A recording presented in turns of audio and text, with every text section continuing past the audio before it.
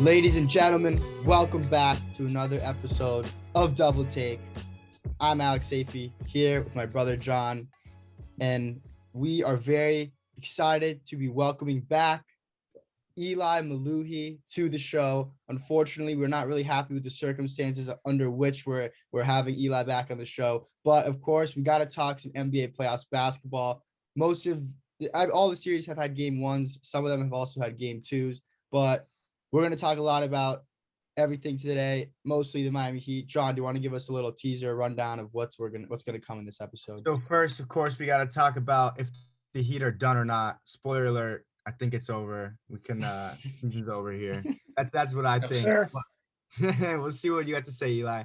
Then we're gonna talk Blazers Nuggets. I think now that the Heat series, like I have deemed the Heat Bucks series is over, I think this one, Blazers Nuggets, now is the best series in going on currently. And then of course we're gonna cover get to Eli, see some of his series picks and what he is picking for the finals. And of course we're gonna wrap up with Knicks and the Hawks series to show why Eli is sadistic for rooting against the Knicks. And so first, let's get into the Heat, guys. Last night, unfortunately, I couldn't really watch. It was very hard to watch. Within really minutes, it seemed like the game was over. I didn't give up hope. I knew we could have a comeback in us, and the Heat don't give up. But it was very hard to watch when Britton Forbes goes on like a 8-0 run by himself, and the Milwaukee Bucks completely just beat the brinks off of the Miami Heat. Eli, what were your thoughts in that game? And we also have to talk a little bit about game one, I think, too. So just what do you think? Are the Heat done, as John said? Oh, so thanks for having me, guys, first of all. But no, the Heat are not done. They are. It's been 2 games, right? And yes, last night was demoralizing. Obviously, the Heat got blown out. The Bucks were on pace to break every 3-point record through the first quarter and a half, and they wouldn't miss, and it happens, right? Sometimes teams just get hot, and the Heat just didn't have a punch to throw back. But in the grand scheme of things, it's no different than if we lost that game by 1 point, right? And I picked Heat in 7 before the series, and I'm not wavering from that yet at all. I think that the Heat still match up well against the Bucks. I think the Heat just got punched in the mouth, and they didn't know how to punch back, which is weird for this team because that's typically what the Heat do best is they punch back. Yeah, they never roll over. Even last year, like in the bubble playoffs and the finals without Goran and Bam, the Heat never, didn't have a punch to throw back. But is the series over? No, not at all. I think that the Heat are still in this thing. We haven't had a home playoff game yet, and it's not over yet. So then, Eli, this is my follow-up question for you. So like the way I look at it, we had a close game after game 1. I'm totally with you. Like we played that game, lose by 2. We really should have won. There's those 2 threes at the end that Jimmy shot that I really wish he just would have just taken it into the paint instead. And of course, we end up losing to Chris Middleton's dagger in a close game. What I see, and then we get blown out in game 2. What I'm looking at though here is we go 20 for 50 from 3 in game 1. That wasn't going to happen again. We went from shooting 23s, and then, the next game, we only made 8 threes for 30 something. And so it was 8 for 20. Yeah, 8 for 20 from 3. So we weren't going to keep that up. However, now the Bucks, then this game, they make 22 threes. Then they have their game where they make 20 plus threes and shoot 40% plus from 3. So I look at that. We did it in game 1 and lost by 2. They did it in game 2 and they lost, and we lost again by 34. So I guess what I'm saying is, each team gets hot one game. I'm saying the next game, we'll probably split the difference. And listen, maybe the home court, listen, that's what my Zoom background is right now. I'm hoping the Heat fans, we're going to have 17,000 fans ready in the American Airlines Arena. I hope we come ready. I hope Jimmy and Bam can turn around. But to me, it just looks like Bam's not the guy that he was last playoffs. And Jimmy, it just looks like they're playing excellent defense on him. And so my question to you is, if they split the difference, they don't win by 30, they don't win by 2, maybe they win by 10-ish, 12-ish. I just don't know how we're going to get close with them unless we're shooting 40% from 3 and making 23 pointers. Well, first of all, I don't think it's impossible that the Heat get hot again. That's the other thing too. The Heat are a good shooting team, nobody shot an outlier in that first game, right? Duncan hit 7 threes. He's one of the best shooters on the planet. Tyler hit 2 of 4 or 5 or whatever. Tyler can shoot. He hasn't been Goran had playing well. 5. Goran had 5. Goran did get very hot though, and we're seeing that less and less, I think. And maybe it's just playoff Goran. Last year, Goran carried us through the playoffs. That. I think it's not just playoff Goran, because he was playing well the last week or two of the season too, and so was Tyler until these last 2 games. I don't know what's happened with him. But even just forget the 3-point shooting. Like Jimmy and Bam have been horrible. There's just no doubt about it. Like those, obviously the 2 best players in the Heat, 2 of my favorite players ever, but they've been horrible. There's like no way around it. Do you think they're going to play horrible for another, let's call it 3 or 4 games, whatever you think the Bucks are going to win in? I don't. Maybe they will, and maybe I'll be wrong, and maybe the Heat get swept. Right? Nobody knows anything for sure, but I'm willing to put my opinion, my backing on the fact that Jimmy and Bam cannot play this poorly again for the after 2 games in a row. I said that after game 1, and that's why I thought game 2 would definitely be a Heat win, and it didn't happen, right? But am I going to bet that Jimmy Butler has the 3 worst games of his career back to back to back? I'm not at all. So how much of it do you think is like in Jimmy's control versus just how the Bucks are playing? And Alex, maybe you can answer that. I just think the Bucks defense on us has been so tough. I wanted to talk a little bit more about Bam. I'm glad you brought up Jimmy and Bam, Eli, because it's, as you said, it's clear our 2 best players, they haven't been playing well. John, you mentioned, well, look, we went 22 for 53 from 3 in game 1, and we lost on a game winner. Bucks do it in game 2. They blow us out. And I think the equalizer, the difference is our 2 best players combined went 8 for 37. 8 for and 37. Jimmy is 8 for 37. And Jimmy shoots in uncharacteristic 9 3-pointers. 9 3-pointers in game 1. I can't remember the last time I've ever seen him shoot. I don't think has he shot 9 3-pointers in a game ever with the Heat? I don't think so. And that's something that I thought was always good about him, is that while the league is moving more towards 3-pointers, and that wasn't his strength, he wasn't really doing it. And then you see him in this game trying to be the hero so many times and doing it. But I think what was more concerned about was, because I do think Jimmy will bounce back. I think Jimmy will be able to play much better in the next couple games, and that hopefully the fans can get him hyped up too. But I am worried a little more about Bam. And it's something we've always said, and this is something that Heat fans always say, especially on like Twitter, is, we love when Bam is aggressive. We love versus Boston when he torched them that last game. I think he had 32 points in that last game, that closing game 6. And it's like, this is the Bam we want to see. He has the athleticism, he has the skill. But now what I'm looking at on the court and seeing is Brook Lopez 8-10 feet off of him, just sagging off, and Bam is doing the thing where he's a great passer. We know this, but he's not even looking at the rim. So now I'm starting to worry. It's like, what is it the scheme? Is it just his mindset? Is it what the player he's trying to be? And so I guess I'm more worried about Bam in this series. And I definitely get that, and I think, I'm going to be the first one to defend Bam always. Maybe my favorite player besides Dwayne Wade of all time already. I'm like obsessed with Bam, and I think he's an incredible, incredible basketball player. But here's why I think here's probably the biggest adjustment reason I think that the series is not over, is I think Spo has a lot of adjustments to make. And I think that I thought those would come during game 2, because I think they were pretty evident after game 1, but he didn't make them. And I think part of the reason why is like the game just got out of hand so early that there wasn't that opportunity to be made. I think the first thing that the Heat need to do, and I think it's going to happen, I think Goran starts game 3. And I think that because that'll give us another guy that can get downhill even just a little bit, and a pick and roll guy that Kendrick Nunn just isn't. As much as I love Kendrick, and I think he's actually been playing pretty well besides these last 2 games. But I think part of the reason why Bam isn't being aggressive, I think, is the Heat's offense in the last, I've watched every Heat game the last month and a half, 2 months or whatever, pretty much. And we used to do a lot more of getting Bam downhill. A lot of it now, I don't know what we've been doing, why we went back to the dribble handoff that killed them last year.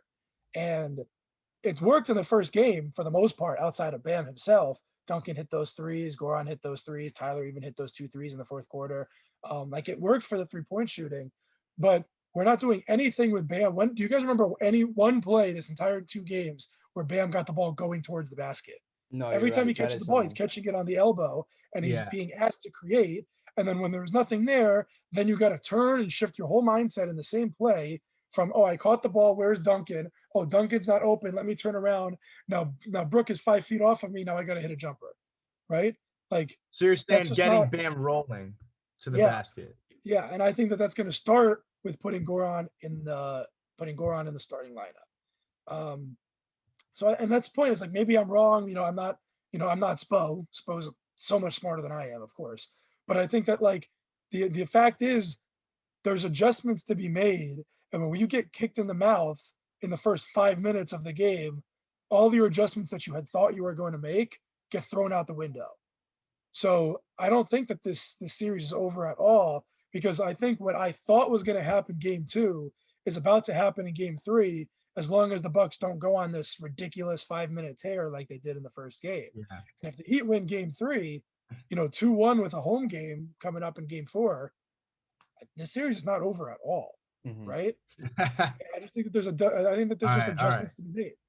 You sold me a little bit. You're right. We got to come back game 3. Question for you both. Something we haven't touched on yet. And without looking at the box scores, I want to see if you guys can get this. Which player in this series led all players in the plus minus in both games? He was the number 1 player in plus minus in game 1 and in game 2. Do you guys? It's got to be someone on the Bucks. I wanted to immediately say Dwayne Dedmon, but it's got to be someone on the Bucks. It's Drew Holiday for sure. I was gonna say Drew Holiday. I'm glad you said that. Holiday in game 1.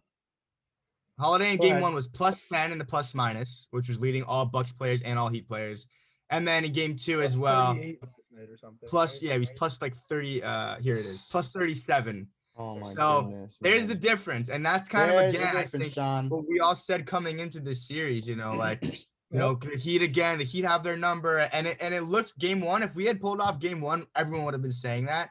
But you can just feel the difference between Drew Holiday and having Eric Bledsoe last season. And this is something Alex and I argued about a lot with topics about the Bucks for pretty much the last 2 years. But just I've been saying, Giannis is Shaq and he needs his Kobe. And I kind of said maybe if you get a guy like Chris Paul, or maybe like the hope was that Bledsoe, Brook Lopez and Chris Middleton all combined as like more, they're all kind of like the third best guy. But I think Drew Holiday and Chris Middleton together are really just like, they're the ones that we're going to lose to. And that's what I said. And after game 1, I was like, we didn't lose to Giannis. We lost to Chris Middleton with that dagger. And again, I mean, this game, the headline wasn't Giannis, of course. I mean, he did have 31 points. I don't know. Yeah, he had 31 points. 13 rebounds, 6 assists, but it wasn't about Giannis, John. No, it wasn't. To me, that was more like the symptom of their blowout win, which came from their hot shooting and came from a dude like Bryn Forbes, who felt like, the reincarnation of Danny Green and Gary Neal in the 2014 finals. Or JJ Barea. Right. Yeah, just any of the Heat killers. But yeah, and you're definitely right, John. I mean, Drew Holiday makes this series a lot more interesting from a Bucks perspective, and I think it makes their whole team so much more interesting, going forward. If the Bucks do move on, I think it makes them infinitely more dangerous. Drew Holiday is an incredible basketball player, right? But I still believe in this team. I still think that, with adjustments to be made, I think that this series is not over, and I'm going to stand by that. Okay, I like it. So just before we wrap up, unless you guys have anything else to say about the Heat, what do you guys think about the Bucks and their changes going forward? Obviously, it would be devastating for them to lose a first round series, which Eli is sticking with the Heat in 7. But let's say they get on, maybe do you guys have the Nets over them next round or not? Eli, we'll start with you. Yeah, I think that the Nets will beat the Bucks. I think it'll be close. I think that's a really, really good series. I think, Heat bias aside for a second, those are the two, in my opinion, best teams in the East. I've been off of Philly all year, and we can talk about that if we want to. But I think that those are the two best teams in the East. And but I would still pick the Nets. I just think they have too much creation, they have too much offense, and I just believe in Durant, Harden, and Kyrie. So they were my pick before the year, and I'm sticking to that. Alex, how about you? Do you think the Bucks can win a title after getting past the Heat in this round? Absolutely. And I think it's always fun after the first game or two of each series to say, all right, well, like, how do I change? How am I changing my picks throughout the playoffs? Because sometimes we like to overreact about things. I'm not going to overreact too much about what I saw the Lakers do there in my title pick. But if the Lakers, do get knocked out, I would pick the Bucks because as Eli, he picked the Nets over the Bucks. I actually will pick the Bucks.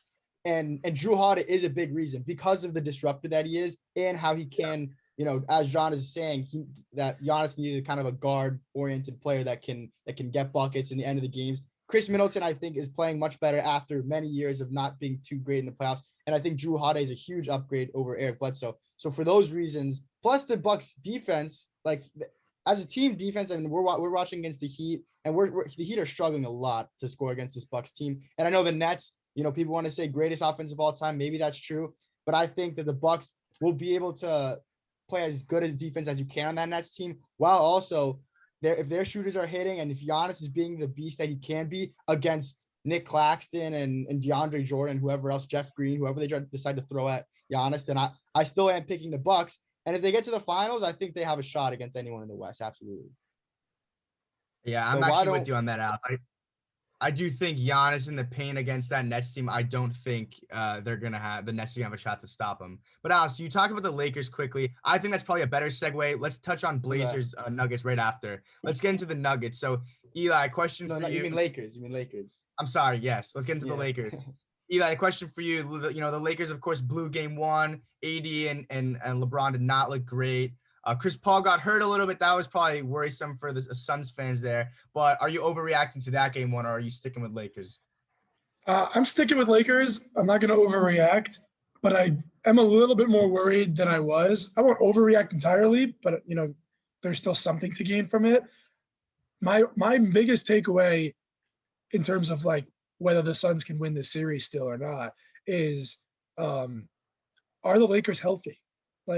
And I know that's not like a mind-blowing statement, but LeBron and AD just don't look right? And part of it, I think, is the whole, the Lakers lost game one last year against the Blazers. They lost game one against the Rockets. I think LeBron does this all the time where he surveys the court and surveys the game for the first game, and then he kind of just steps on the necks of the people afterwards, right? And I think that there's some of that is there. Right, for sure. Like the passivity of LeBron, where he only took, I think he didn't take that many shots. He only scored 18 points. He scored, I think it was like 10 points in the first 8 minutes and then 8 points the rest of the way or something like that. Like that's not going to hit. That's not going to do it. Right.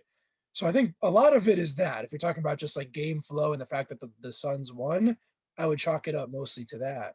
But then if you're actually watching the game, which I watched most of the game, I missed like the first quarter, but I watched most of the game.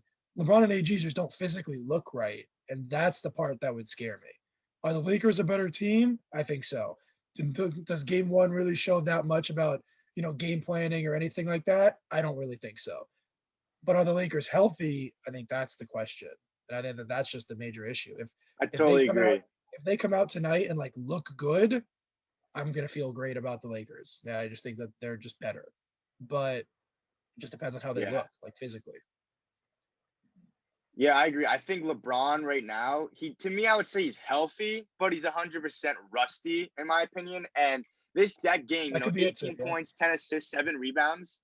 Yeah, I think that, and shooting 6 for 13. I was talking about this with Alex the other day. This game reminded me a lot of LeBron's first game back after, the entire season was suspended, and that Lakers-Clippers, that first bubble game. And he had a similar stat line. It was something like 16 or 18 points. He shot 6 for 18. His shooting wasn't too great. And he had 10 rebounds and 6 assists, something like that. And it just seemed like a rusty LeBron game. But Alex, what do you think about it? I know that we're always going to focus on LeBron first and foremost, but I'm never really going to doubt him until I really see a huge decline. And I think his stat line isn't terrible. He only shot 13 shots, which is that's not that many. And he went to the free throw line 6 times. I think that was the biggest thing that killed this Lakers team. They clearly weren't as engaged, in my opinion, as a team that's trying to run it back and win another title, especially against a 7 seed or as a 7 seed. Eli, you mentioned how LeBron takes these first games. He kind of feels it out. We've seen him do this last year in the past with the Heat. He's done it. But in this game, I think you changed. I think it's you pretend like game one is a must win against this Suns team. Don't let them get going. Don't let Devin Booker, who's never played in the playoffs before, score 34 and get his confidence. You and AD gotta set the tone early, especially in a game when Chris Paul clearly isn't right. He hurt his shoulder, and the Lakers go 26% from 3. I mean, whatever. we're going to see a lot of variance in the playoffs throughout the playoffs with different teams and their 3-point shooting. But when you shoot 60.7% from the free throw line against a 2 seed, a very good Suns team, like I don't know how you expect to win, but we focus on LeBron. I think a lot of it, my worry comes more with Davis. And last year in the end of the playoffs, he was looking like Kevin Durant on the Warriors. He wasn't missing all his jumpers, and we're really looking at him like, dang, this is guy. He's one of the most physical, he's a physical specimen. One of the guys like that in the NBA, but he's playing like Kevin Durant, like he's shooting lights out. And I think we're gonna have to see him get back to being a beast in the paint. And the Suns, DeAndre Ayton, got to give him credit. I did not expect him to play the way he did and give Davis the troubles that he did. But I think Davis is gonna have to just work inside out, because clearly, he shot only 2 threes, but he shoots a lot of mid-rangers and they were just not falling, a lot of fadeaways, and they just weren't falling for Davis. So I want LeBron and Davis to set the tone by attacking the paint next game. Yeah. And another statistic here. LeBron's plus minus led the Lakers. He was +2. So when LeBron was on the court, they won the game, of course, plus minus. Some people think it's not as relevant. It doesn't tell the whole story, of course. But Davis, compared to Davis's -18, who shot 5 for 16 from the field. So Davis, very poor game. So as much as I'm like, I believe in LeBron, we've seen him blow game 1s and come back and dominate in game 2s. And I think we're going to see that tonight. I did bet on the Lakers. So I'm putting my money where my mouth is. But the Davis-Ayton matchup does worry me. Ayton, 16 rebounds. He was 10 for 11 from the field, so with 21 points, and he was +16. He had the highest plus minus on anyone on the Suns. So that's a key matchup there. When Davis is the worst plus minus, -18, and Ayton is the +16. So if AD can't handle that matchup, I don't know how I feel about that. LeBron's gonna have to have a monster series and win in 7 games if AD doesn't get it going. And who's going to step up in the non-LeBron minutes? When LeBron was off the floor, the Lakers scored 70 points per 100 possessions, which is like, I don't know. I don't look at that stat too much, but that is like really terrible, especially for a team that just won the title. It's pretty shocking to me. So we'll see. Yeah, but just to play small devil's advocate, is the Lakers are built on defense anyway. Like, they lost this game. They didn't look really good. The Suns looked awesome. Booker went off. Ayton went off, and they scored 99 points. Yeah, true. 99-90. Really low score. LeBron shoots 4 or 5 more shots. AD doesn't go 5 for 16. He goes 8 for 16, and all of a sudden, the Lakers win by 6. Right. And again, course, those are just if that happens, of course. And Chris Paul didn't play very well because he was banged up. I don't know what his health is going to look like. So, of course, there's both sides to every story. But, all I'm saying is don't overreact to game 1 unless they're just not healthy, in which case, of course, who knows? Yeah, and we can't overreact. Of course, looking at last year, the first 2 series, the Lakers blow game 1 in the first 2 rounds before sweeping both teams. So, but yeah, moving right along. Now we can talk Nuggets Blazers. So, this game interesting. This series so far, I think this, like I said, the best series. I think it's headlined by the 2 stars by Dame and Jokic. Game 1, the Blazers won 123-109, and then in game 2. The Nuggets won 128-109. So, what did you guys see coming out of the first of these first 2 games, and who are you guys picking for the series? So I think I picked the Nuggets, and I'm gonna stick to it. I think I picked them in 7, so it's a close series. I think this is gonna be an awesome series. What I saw in the first game, especially, that I think is most noteworthy is the Blazers are daring Jokic to beat them, which sounds kind of crazy because he's the best player in the NBA right now. He's the MVP. But a lot of what the Nuggets do is they have Jokic create everything, right? Without Jamal Murray, and even without guys like Will Barton or a beat up Monty Morris, who played really well last night. Good for them. But without other guys to create, it's really just on Jokic to create. And what the Blazers interestingly did in game 1 is they never brought the double team. No matter what, they were just like, Jokic is going to beat us if we're going to lose. And let's not let the rest of the offense get created. Jokic had 1 assist in game 1. He's only, I think, 2 or 3 times this year that he only had 1 or less assists. And that's what his does best. As a center, he's the best passing big man of all time. He's one of the best passers, period, of all time. Right. But if you're not going to double him, you're just going to force him to go 1-on-1 against Nurkic and Kanter and he's just going to have to drop like 40 or 50 for you to win. And what happened last night? He dropped 38. So, but in game one, he was a little bit, distraught, a little bit less Jokic than usual. And then he couldn't create for others because they didn't bring the double team, which gave him his biggest strong suit. And, they lost, right? But then last night, the difference was Jokic went off. He was 15 of 20. So he actually took care of the matchup, and he still had 5 assists. And the other guys around him just shot a little bit better. I'm looking at the box score now. Millsap was 5 for 8. Morris was 5 for 10. Austin Rivers hit 2 threes. Porter hit 3 threes. Aaron Gordon hit 2 threes. And that was the biggest thing. Campazzo. You didn't mention Campazzo. He had 2 threes as well. He was 4 of 10. I wanted to mention. No, I didn't want to mention that. Right, but he was 2 for 4 from 3. Yes, but he was only 4 of 10. But yeah, so I think, and that's the other thing is the stat that I saw was the Nuggets were 1 of 10 on Jokic, like 3 passes from Jokic to threes. They were 1 of 10 in the last game, in game 1. Like that's just not, like they shot 10% after you. That's why he only had 1 assist, right? If they hit 2 or 3 more of those threes and he gets 4 or 5 assists, the game looks a lot different, I think. But eventually you just bet on the Nuggets shooting because they have good shooters and you go from there. But I think it's just an awesome series just from the Nuggets perspective. Totally. And I'm actually with you, Eli. I also picked the Nuggets, and that was just because I'm taking the best player. I'm taking Jokic over Dame, in my opinion. Alex, are you sticking with the Blazers on this?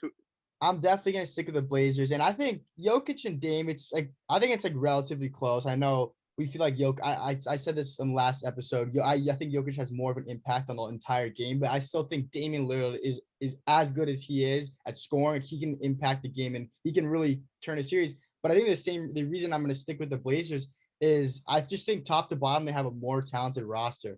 I'm actually surprised. I didn't notice this until someone mentioned it on TNT last night.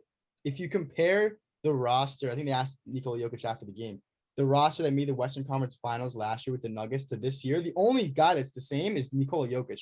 Last year it was Jamal Murray, Gary Harris, Jeremy Grant, and Paul Millsap with Jokic. Now it's Campazzo, Austin Rivers, who's starting now for them. They just picked him up off waiver wire, and Michael Porter Jr. and Aaron Gordon. And Aaron Gordon and Michael Porter Jr., it's like, not to say that they're definitely not downgrades over the guys who were their wings last year, but it's a different team. So I think that if they had Jamal Murray still, I would definitely be picking them because those are the 2, I think, second best guys after if Dame is the first best player in the series. And I think that would matter a lot. But now I'm looking at just Dame and CJ, and I know they're a very weak team on defense, but I'm just anticipating that between them and Carmelo Anthony, who, John, you've been silent about your Carmelo hate. You should be giving him credit because he's been extremely efficient off the bench the past few weeks and definitely throughout the year. But yeah, I'm gonna stick with the Blazers. I think they'll figure it out. Well, no, and just to touch on Carmelo, I think to me that's another key for this series. Like I said, I think you look game to game. Dame had 42 last night in a loss, but he had 34 in a win the other night. Similar, Jokic had 34 in a loss, then 38 in a win. Like I think they're both going to be there in a big way. And of course, like you mentioned, Eli, they're just daring him. They're not giving him the double team. They're saying, take your one-on-one matchup. We're going to shut everyone else off. And of course, they were successful in doing that in game 1. But in game 2, Alex, so I think also a difference, though, is to me, like, which role players are going to show up. And Eli, you touched on being 1 for 10 on Jokic's passes for 3. And I think here it's which role players are going to show up. Carmelo shoots 6 for 12 and 4 for 8 from 3 with 18 points, and they win game 1. And then in game 2, 1 for 5. And this is a really interesting stat. I don't know if you guys looked at.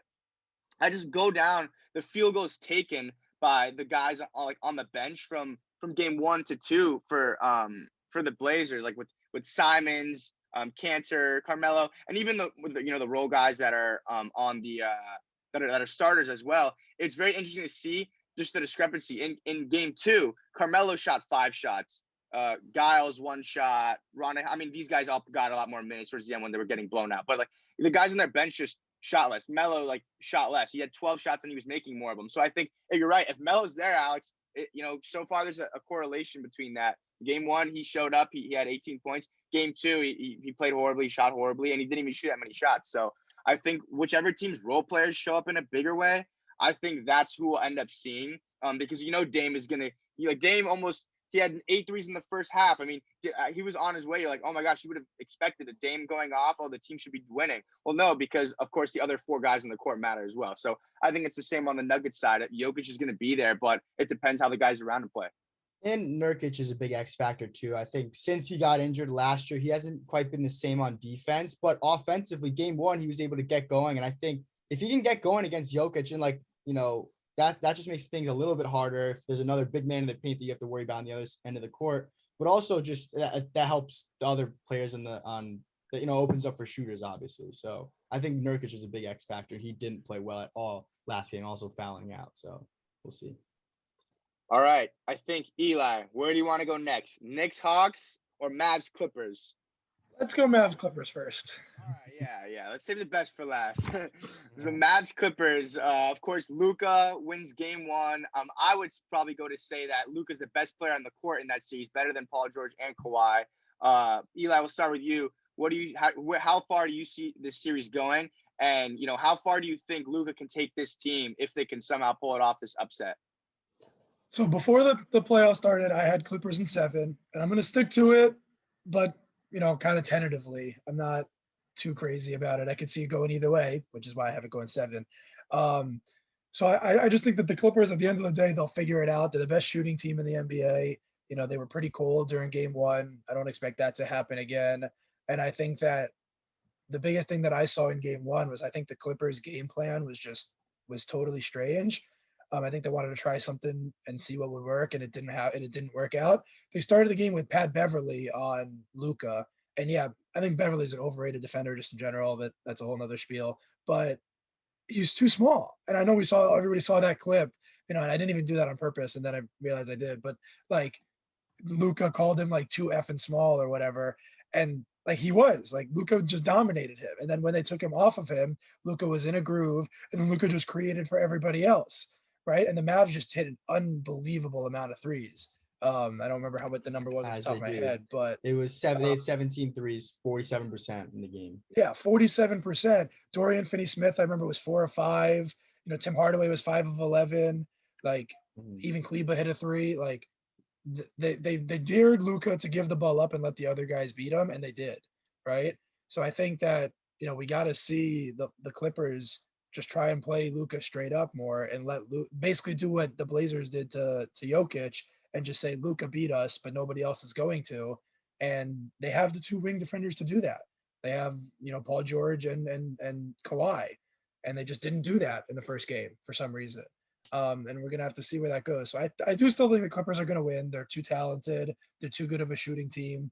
They lost that game, but they were in it till the end, and they shot 27% from 3, so I'm still going to pick the Clippers, but I'm not too crazy about it. As for how far I think the Mavs can go, I think the Mavs, if they win this series, I think they're as dangerous as anybody. I don't think that I wouldn't surprise me if we woke up and the Mavs are in the NBA Finals or something. I wouldn't pick it. Yeah.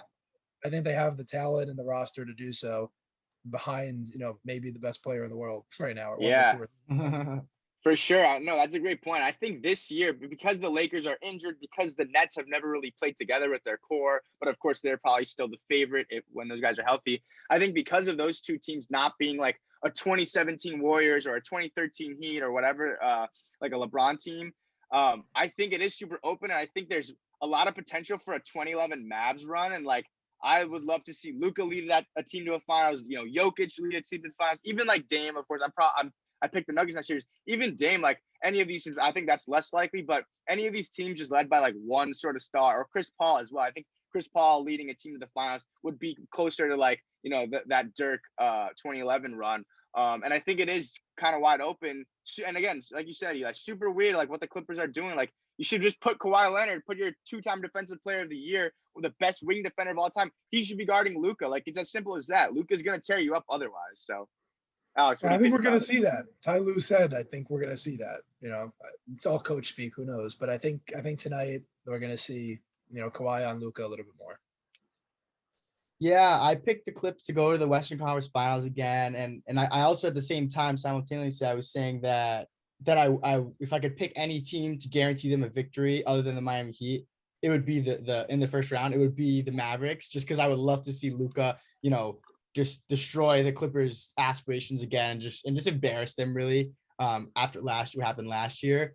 And I think that's my takeaway from game one is that Luka is the best player in the series, and that Kawhi.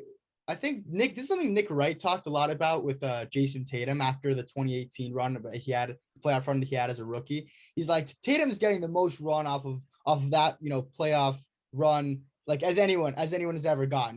We were giving him the benefit of the doubt so many times as after, seeing him not perform well, just because, in 2018 he was a rookie and he dunked on LeBron and all this stuff. And I think I'm going to start to question Kawhi Leonard, who I was, after he won that Raptors series, I really thought, this guy, he's just at that point I thought he's just as good as LeBron, just as much weight as LeBron in the playoffs. And then last year they completely fall apart. And obviously we don't want to overreact after one game, but I'm gonna have to see a big turnaround from Kawhi and Paul George, playoff P. We're all gonna continue the jokes, and that's all fun.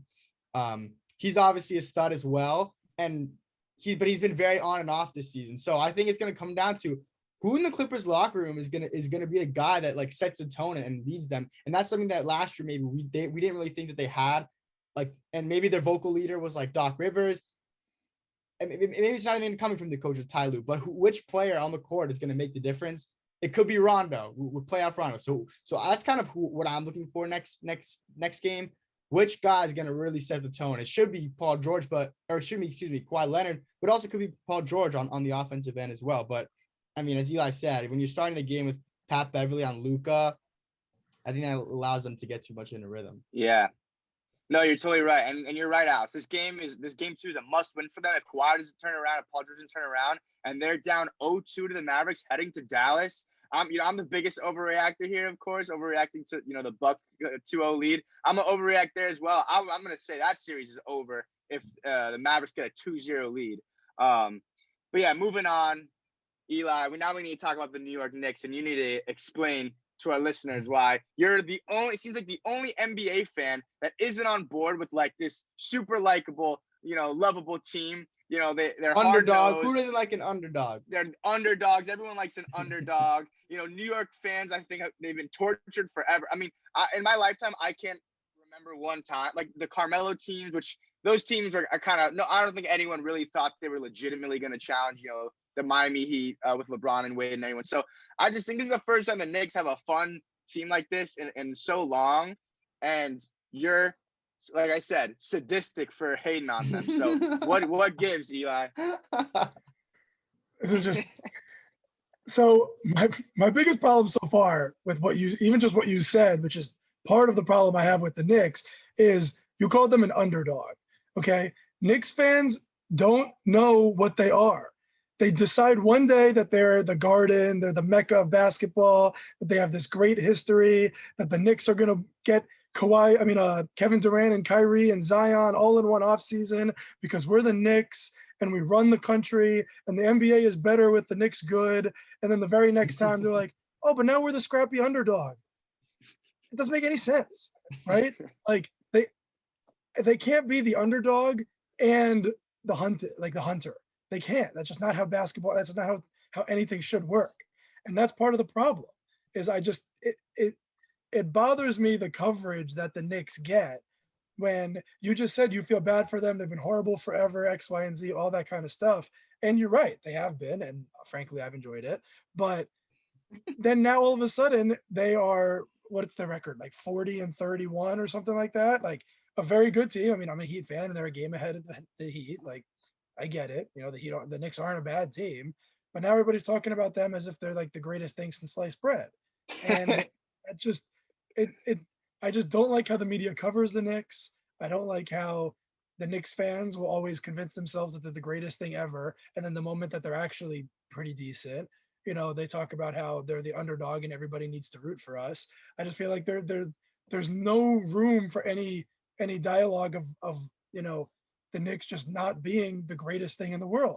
They haven't won a championship since 1973, I think it is, something like that. Like they haven't done anything. The most famous thing they have in the last 30 years is losing to Michael Jordan, right? And what about Linsanity? Yeah. Oh, don't even get me started. Don't even get me started. on Linsanity. And for the record, I like Jeremy Lin.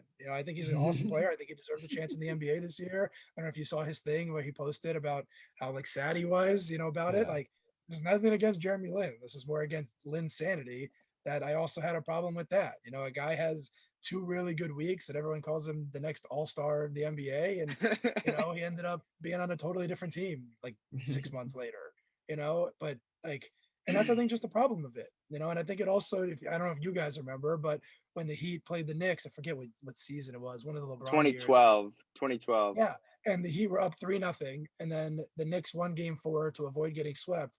And confetti came down from the stadium, from the garden, the hallowed garden. Confetti comes down because they avoid getting swept by LeBron, because they're like, oh, we're this awesome team. Like, look at us, we're the garden.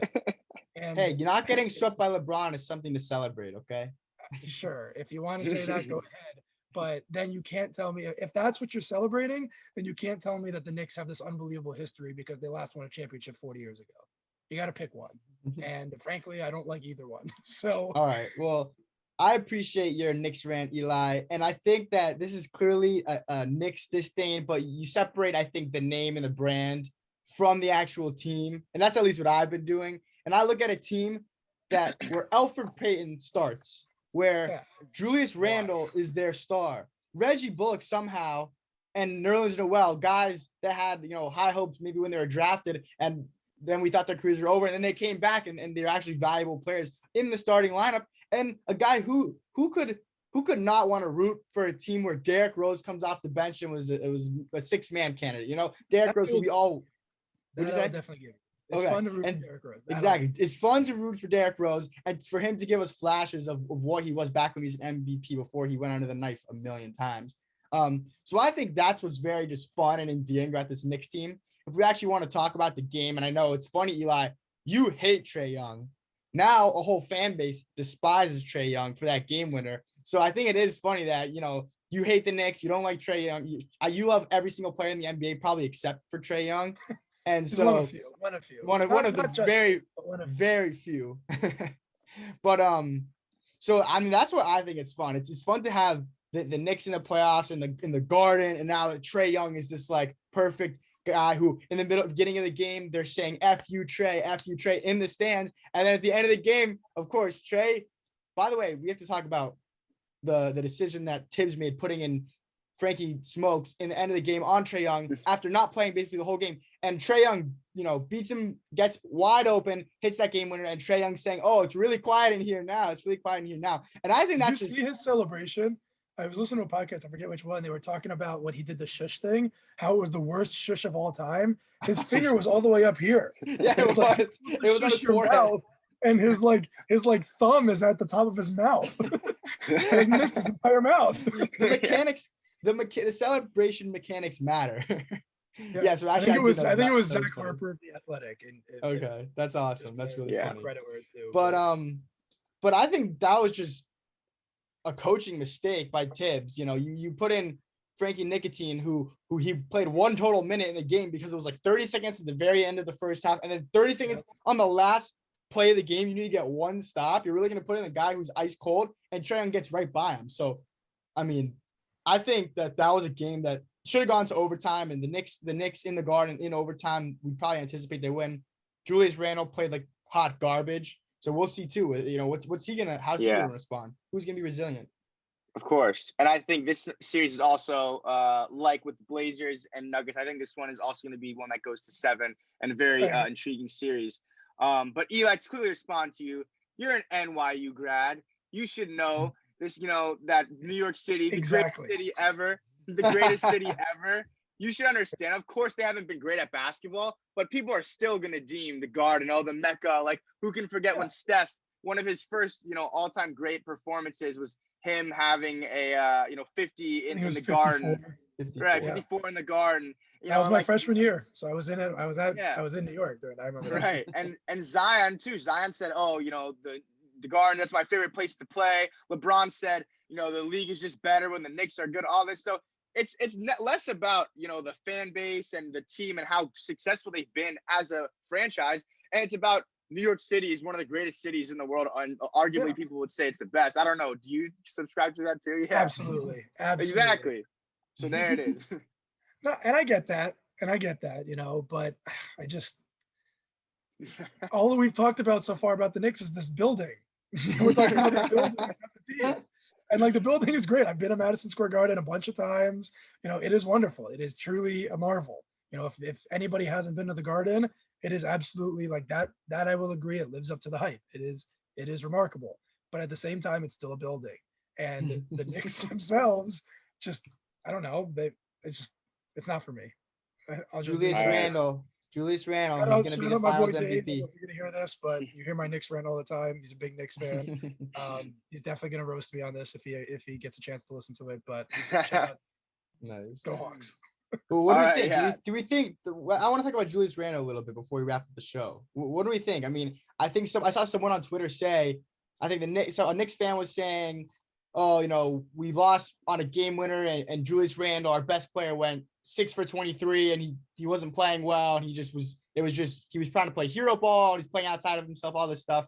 And someone's saying, well, are we really going to anticipate? What reason do we have to believe that Julius Randle is going to bounce back and be, some incredible playoff performer? Which I guess all he has to do is just, meet his averages again, and they'll probably win. But what do we think about Julius Randle, or how the Knicks can, any adjustments that they can make? Yeah, I think that's not that it's like groundbreaking or anything, but I think that's the key to the series. Julius Randle has been unbelievable this season. When you were talking about like the players on the team or like this specific Knicks team, like I don't disagree. Like I don't really have a problem with like anybody specifically on this team or anything. And like Julius Randle has been awesome. There's no doubt about it. I think he's third team All NBA. Like he's been unbelievable, right? He was really, really bad on Sunday night or whatever night it was, Sunday night. And can he be better? Absolutely. But at the same time, I just feel like Julius Randle was awesome this year, but he hasn't been the best player in the NBA, in the last couple of years. And I don't know. I mean, you only need him to be bad for 2 or 3 games, and all of a sudden the series is over, right? So can he be better? Absolutely. Do I expect him to be better? Absolutely. But at the same time, there's just something about this Julius Randle season where I'm just like, I don't know for sure what Julius Randle is. I saw a stat the other day. I forget, I'm going to butcher the numbers exactly, but essentially it's that Julius Randle for his entire career was like a 15% or something crazy like that, pull up 3-point shooter. And then this year he was like 40%, like, did he get better? Absolutely. I'm not saying he's going to go back to being 14%, but is he a 41% 3-point shooter? I mean, 7 straight seasons of showing otherwise proves that he wasn't, so I don't know. I mean, hopefully for his sake, I'm wrong, but I don't know. I mean, I don't think it's insane to say that Julius Randle takes a half step back. And if he takes even just a half step back, are the Knicks good enough? I don't know. I mean, I picked the Hawks in 7. So clearly I think it's an evenly matched series. All it takes is one big Julius Randle game and I'm wrong, but I think that's Game 7, man. I hope we get 7 games of this. Knicks, of Trae Young versus these Knicks fans. Yeah, Knicks in 7, Game 7 in the Garden, in the Mecca. So it would be we'll awesome. See. I agree. It would be awesome. I'd But be rooting for the Hawks, but it would be awesome. Yeah. Before we wrap up, Eli, the 3 series we didn't touch on, just quickly, you can give us your picks for them. Are you sticking with the Jazz, the Nets, and the Sixers to just not have upsets in that series and win it?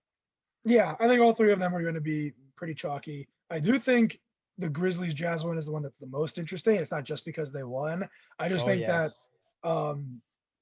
if I had to pick one that would be even just a little bit longer, it would be that one. And that would only be because I think the Grizzlies aren't scared, right? Like I think the Celtics are just going to roll over at some point. They're just not good enough. They're not healthy. The Nets just overwhelm you with talent. I'm not worried about that one. And those guys aren't tough. Tatum's not tough. That team isn't tough. They're Smart's the only one you would probably say is a tough guy, right? And then the Wizards are a great story. I know we like to banter a lot about the Wizards, the 3 of us. They've been awesome. They're a great story. They were a little bit closer than I thought they would be in game 1, but the Sixers are really just too good and they're just too big. So I'm not worried about that one. But the one that kind of intrigues me just for like a minute real quick is the Jazz Grizzlies. I think it's because the Grizzlies aren't scared. Like you could very clearly tell they are not scared. They got some dogs on that team. They have, dude. I'm gonna go on a 30-second Grizzlies rant. I love the Grizzlies. They're so fun. Every year, they draft the guys that I just love, right? If you guys look back at our draft show, I remember specifically I said 2 names that I'm looking for the Heat are Desmond Bane and Xavier Tillman. The Grizzlies ended up getting both of them, even though they didn't start the draft with unless they had pick 40 and that was it. And they ended up buying pick 30 and trading up to pick 35. And they got maybe my 2 favorite players in the draft. And they've both been awesome. Mm-hmm. And then last year, they got Ja, which was obvious, and Brandon Clark, who I just love. Jaren Jackson the year before. Like, they just get these scrappy guys. Are you a Dillon Brooks fan? I am a Dillon Brooks fan. Okay. And I wasn't in college, but he's won me over after the defense I watched him play on staff, which we didn't even talk about. We maybe should have devoted a segment to the Grizzlies, who John, they made us look stupid when we were just like, all right, it was before that playing game had happened. We're like, oh, we're assuming that the Warriors are gonna win. And then these Grizzlies come out and really just show that the weakness of that Warriors team. But also Dillon Brooks, like he honestly reminds me a little bit of Marcus Smart, like that, like overwhelmed. He has so much confidence in himself, like more than he probably should have. And that's why he's just a tough defender. He's a tough defender, man. Yeah. Yeah. But I think the Grizzlies are just interesting. And if Mitchell isn't healthy, like entirely, I mean, I'm sure he's going to play game 2 after the comments. I don't know if you guys saw from after game 1, like whatever. So I'm sure he's going to play in game 2. Yeah.